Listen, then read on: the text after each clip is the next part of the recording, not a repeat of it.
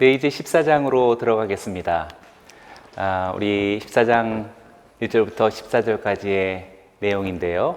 영광으로 인도하시는 예수님이 되겠습니다.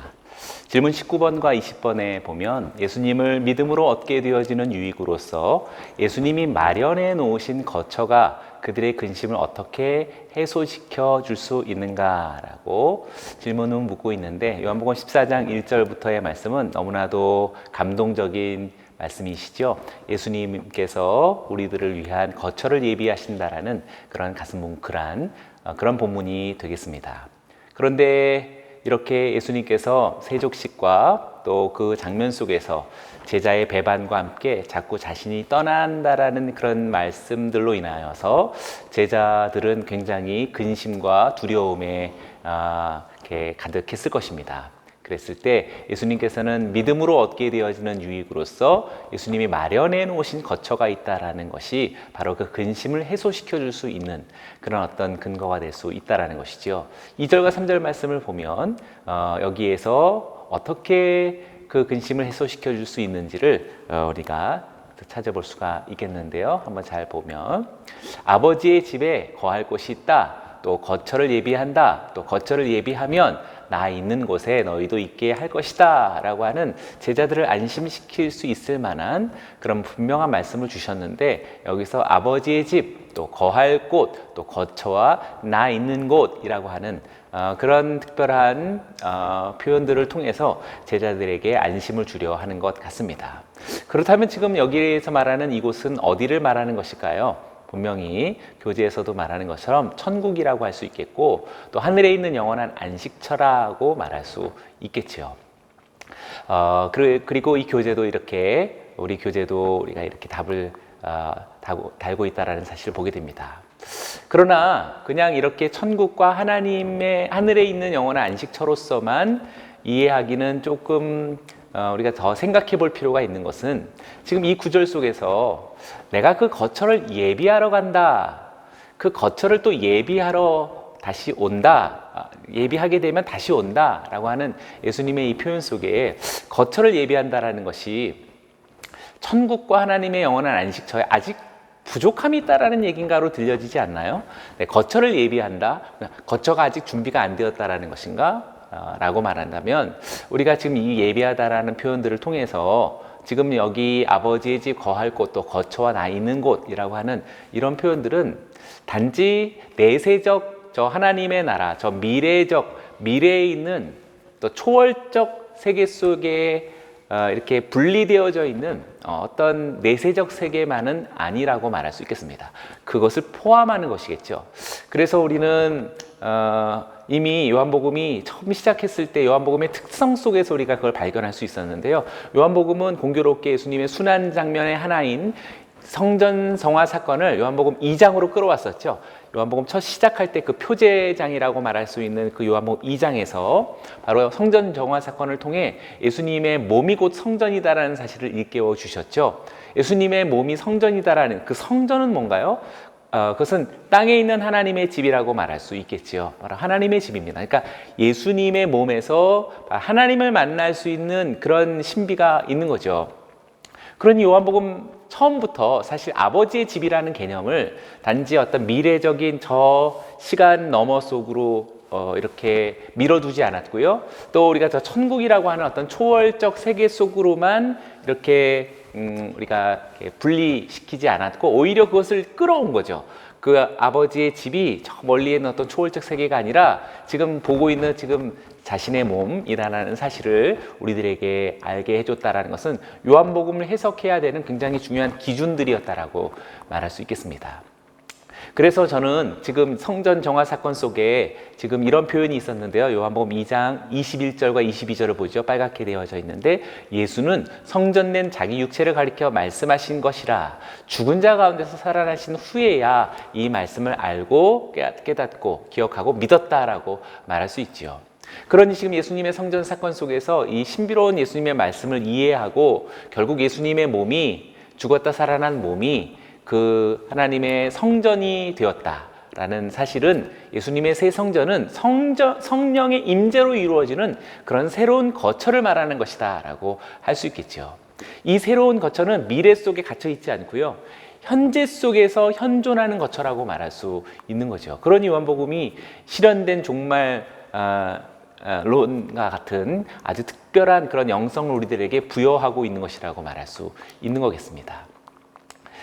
그래서 우리는 질문 19번부터 21절까지 이렇게 교재의 내용을 정리해 보고 싶은데요. 아버지의 집 또는 그 거처라는 것은 무엇을 말하는 건가? 교재에 있는 것처럼 그것은 첫 번째는 천국이죠. 내세적인 또 미래적인 천국이라고 말할 수 있지만, 그러나 보다 요한복음적인 지금 신학과 요한복음적인 지금 전체 맥락 속에서의 더 뚜렷한 것은 바로 성령의 임재로 말미암는 예수님 자신이시다라고 말할 수 있는 것이죠. 할렐루야. 지금 굉장히 중요한 건데요. 우리 성도님들에게 지금 이 마음과 이 영성이 우리가 좀 교감되어진다면 사실 천국은 미래에 있지 않고 벌써 우리에게 있는 것입니다. 할렐루야.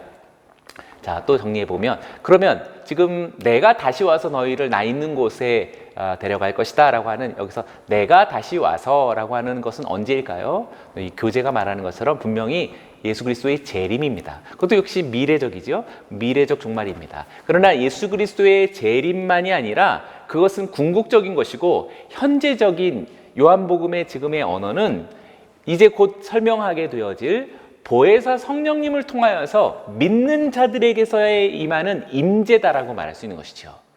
그때 보혜사로서 예수님께서는 다시 오신다라고 말할 수 있는 것입니다. 작은 오심이라고 말할 수 있고, 그 작은 오심들이 계속 오시다가 궁극적으로 마침내 최종적 오심이 바로 예수 그리스도의 재림이라고 말할 수 있는 것이죠.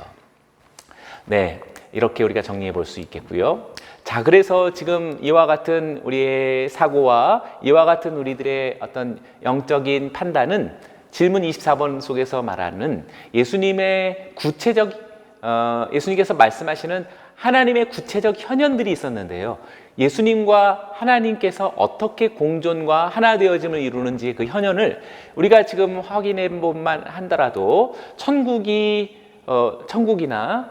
또는 어떤 그 거처가 절대로 저기 어떤 멀리에 있는 것으로만 이해해서는 안 된다라는 것을 보게 됩니다. 한번 볼까요?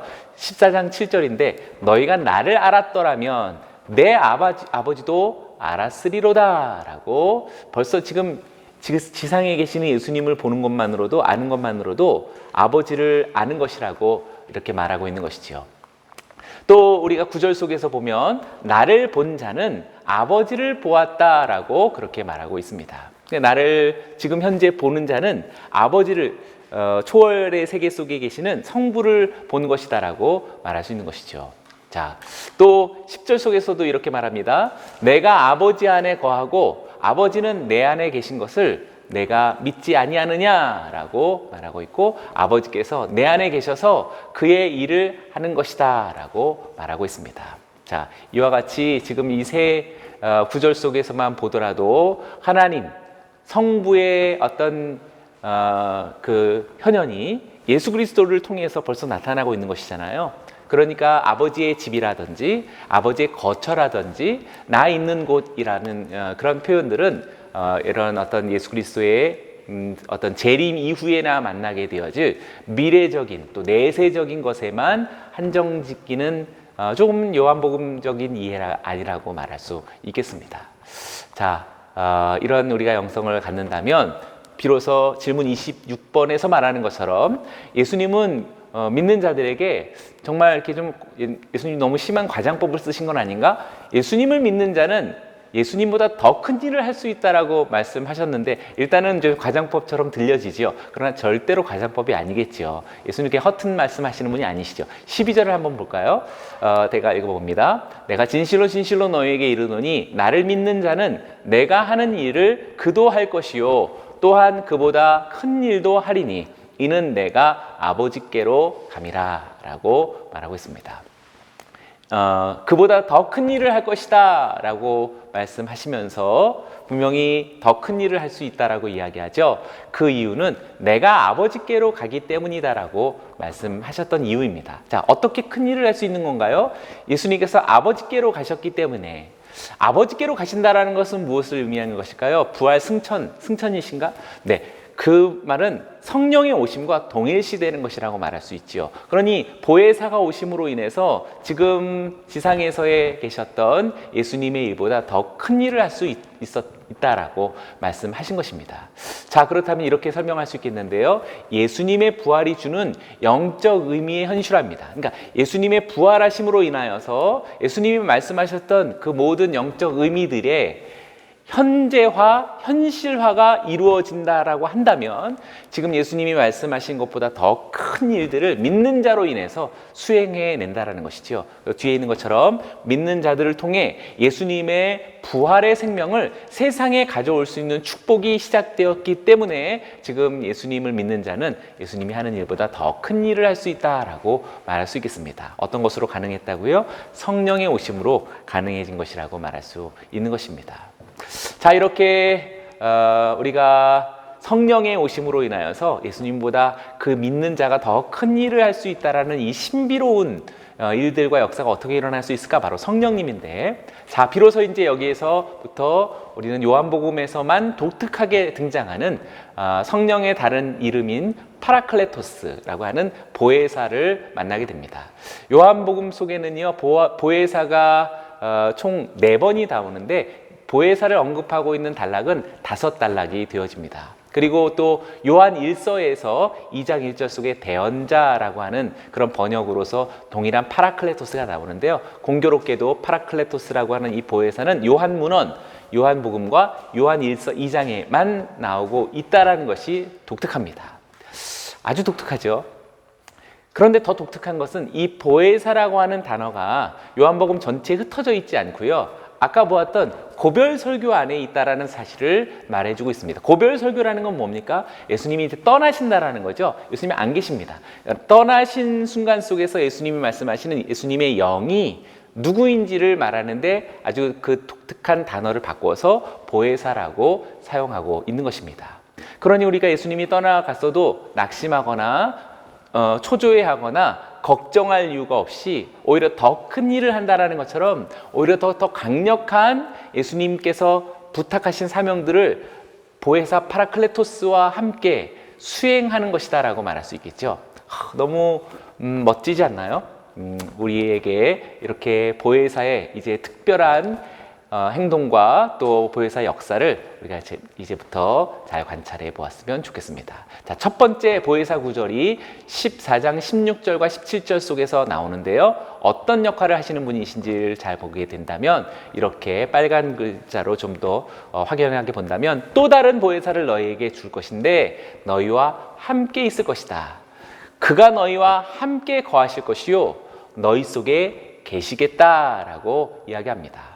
첫 번째 보혜사 언급 속에서의 주된 초점은 함께 하신다라는 것이고 저 17절 후반부에 있는 거하심이라고 이제 그가 거하신다라고 말했어요. 여기서 말하는 이 거하심이 아까 우리가 고별설교에서 그 독특한 구조를 보았죠. 센터에 뭐가 있었나요? 포도나무의 비유가 있었죠. 포도나무에 거하는 가지마다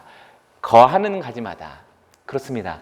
요한복음 속에서의 예수님의 떠남의 핵심은 바로 거함 속에 있었다라고 말할 수 있는 것이죠. 이렇게 우리와 함께 거하시는 하나님의 영의 임재를 바로 이 파라클레토스가 그것을 수행하신다라고 말할 수 있는 것이죠. 너무나도 중요한 것인데요. 사실 지금 이것을 처음 설명해 주었던 것이 우리가 요한복음 처음 시작할 때 요한복음 1장 속에 예수님께서 세례 받으시는 장면이 있었죠. 성령이 비둘기같이 머무는 자를 보거든 그가 성령으로 세례를 베풀 자인 줄로 알라라고 세례 요한에게 계시가 있었던 것을 우리가 잘 알고 있는데 성령이 비둘기와 같이 누군가에게 머무는 것을 보거든 거기서 그 머물다가 바로 거하다라는 말이 듭니다. 예수님도 성령이 머물고 성령이 거하셨던 분이시라고 말할 수 있고 그리고 당연히 우리도 이제 이 후반부에서 당연히 성령이 머무는 그런 성령의 사람들이 되어야 한다라는 것을 말해주고 있죠. 자, 그래서 성령이 우리와 함께 하셔서 우리와 함께 거하시도록 하는 일이 바로 보혜사의 첫 번째 역할이라고 말할 수 있는데, 지금 16장부터 보았지만 15절 바로 그 부분에 말씀을 지킬 수 있도록 우리와 함께 거하신다라고 말할 수 있습니다. 자, 교재에 아마 답도 이렇게 표현이 되었을 텐데요. 너무나 당연한 거니까 당연한 거라고 여기면 요한복음 읽기가 조금 불충분하다라고 말할 수 있습니다. 말씀을 지키다라는 것이 뭘까?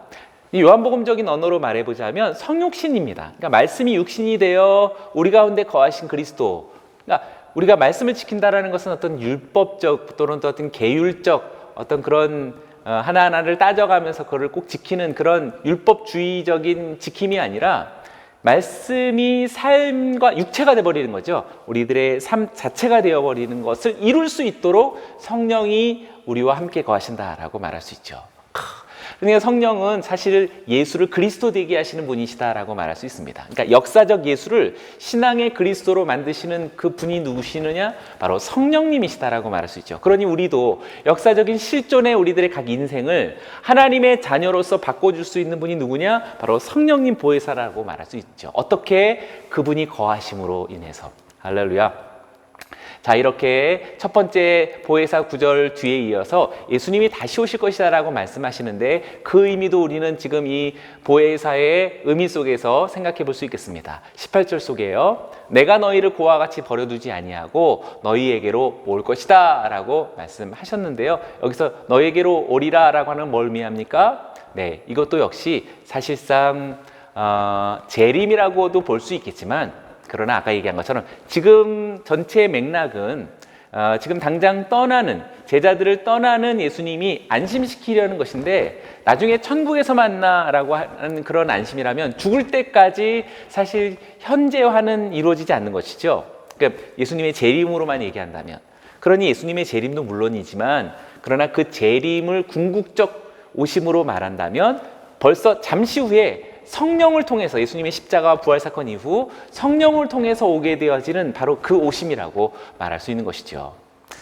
너무나 중요합니다. 그런 일이 언제 일어날까? 지금 조금 있으면이라고 하는 19절에 조금 있으면, 또 20절에는 그날에라고 말하고 있는데, 분명히 이 조금 있으면과 그날에라고 하는 것은 예수님의 죽으심 그리고 부활 그리고 나서 성령의 강림의 날이라고 말할 수 있겠습니다.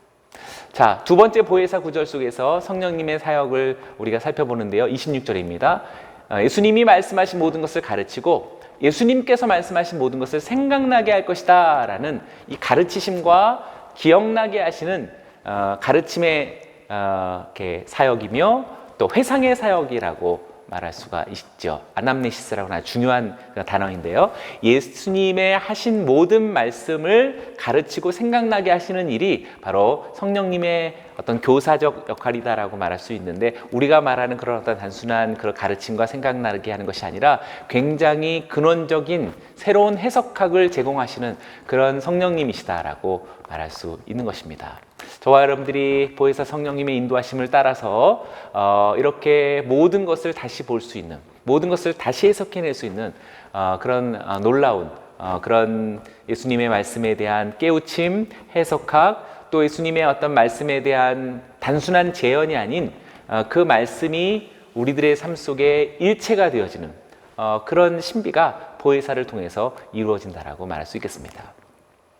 예수님이 십자가를 지시는 이유는 무엇인가? 31절 속에 오직 내가 아버지를 사랑하는 것과 아버지께서 명하신 대로 행하는 것을 세상이 알게 하려 함이다 라고 말할 수 있는데요. 첫 번째는 아버지를 사랑하는 것이라고 말할 수 있고, 그 아버지께서 명하시는 대로 행하는 것을 세상으로 알게 하려는 것에 십자가를 지심에 있다라고 말할 수 있습니다. 조금 생각해 보면은요, 십자가를 지시는 이유는 사랑 때문이라고 말할 수 있어서, 지금 십자가를 지우는 이건 대단한 어떤 비장한 사명감은 물론이지만 그 비장한 사명감 그 뿌리 깊은 곳에 사랑이 있다라는 사실을 보게 됩니다. 그 모든 것의 근원적 시작인 것이죠. 아버지를 사랑한 것과, 그래서 사랑하기 때문에 순종하는 것입니다. 아버지께서 명하신 대로 순종하는 것을 너무 감동이 되는 거죠. 사랑하기 때문에 순종입니다.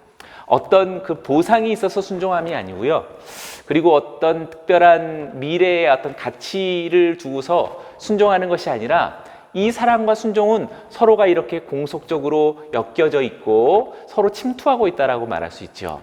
사랑 때문에 순종하고 순종하기에 사랑한다라고 말할 수 있는 이런 아주 특별한 이렇게 우리 예수님의 모습 속에 신의 존재 방식 또는 신의 어떤 지금 현재의 그런 성품과 사상을 우리들에게 말해주고 있다라고 말할 수 있고요.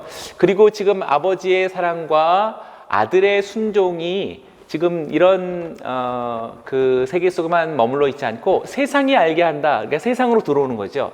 여기서 세상이 안다라는 것은 어떤 정보를 아는 어떤 이해의 차원이 아니라 아까 이야기한 것처럼 세상이 결국에는 알고 믿음에 이르는, 그리고 지금 이 신적 사랑과 순종의 세계 속에 함께 동참하게 만들려는 그러한 웅장한 그 전 인류적인 우주적인 아주 초월적인 예수님의 사명이 바로 이 십자가에 있다라고 말할 수 있는 것이죠.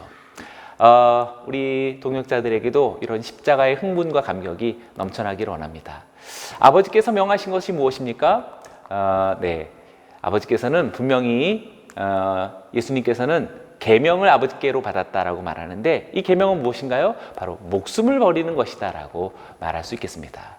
자, 그렇다면 예수님께서 아버지께로부터 받았던 사실은 바로 목숨을 버리는 것인데, 예수님께서 십자가를 짊어지라 라고 하는 어떤 그런 명령에 따르는 그런 계명으로서의 네, 알았어요, 힘들지만 어쩔 수 없죠 라고 하는 그런 목숨을 버리는 것이 아니라 아버지께서 사랑하심으로 그런 비롯되었다라는 것을 아들이 아는 것입니다. 그래서 사랑과 목숨을 버리는 지금 이 순종과 사명은 서로 연결되어 있다라고 말할 수 있는 것이죠. 그래서 아들의 목숨을 버리는 것이 예수님께 하나님 아버지께서 명하셨던 것이요, 그리고 그 목숨을 버리는 것은 아버지와 아들의 그런 사랑의 전제를 두고 있다라는 사실입니다. 그리고 예수님은 이 위대한 사랑의 교제, 그것은 영광이라고 말할 수 있겠는데요, 이 영광의 세계로 우리를 초대하시는 것입니다. 너무 값지고 멋지죠? 그래서 우리는 예수님의 본을 따라야 하는 것입니다. 그래서 아마 지금 이 14장의 그 세족식의 본문 속에서 일어나 여기를 떠나자라고 하는 그런 말씀이 우리들의 귓가에 남아 있는 것 같습니다. 사랑하는 우리 성도들이요, 이제 후반부의 영광의 책을 우리가 처음 보았고요. 예수님의 세족 장면과 함께 이제 예수님께서 십자가의 길로 더 가까이 나가는 장면을 보게 됩니다. 그야말로 클라이막스로 향하고 있다라고 생각되는데요. 이제 남은 요한복음 시간 이렇게 끝부분으로 갈수록 좀 느슨해질 수 있는데 마음을 더 집중해서 요한복음의 핵심과 진짜는 바로 이제 여기서부터인 것이다라고 할 수 있겠습니다. 파라클레토스와 함께 놀라운 천국이 지금 당장 저와 여러분들의 마음속에서 역사하고 하나님께서 주시는 우주적 영광의 그 신비가 우리들의 지금 생애 속에서 지금 당장 그의 성령님과 함께 시작되어지기를 원합니다. 그렇게 이루어지기를 주의 이름으로 축원합니다.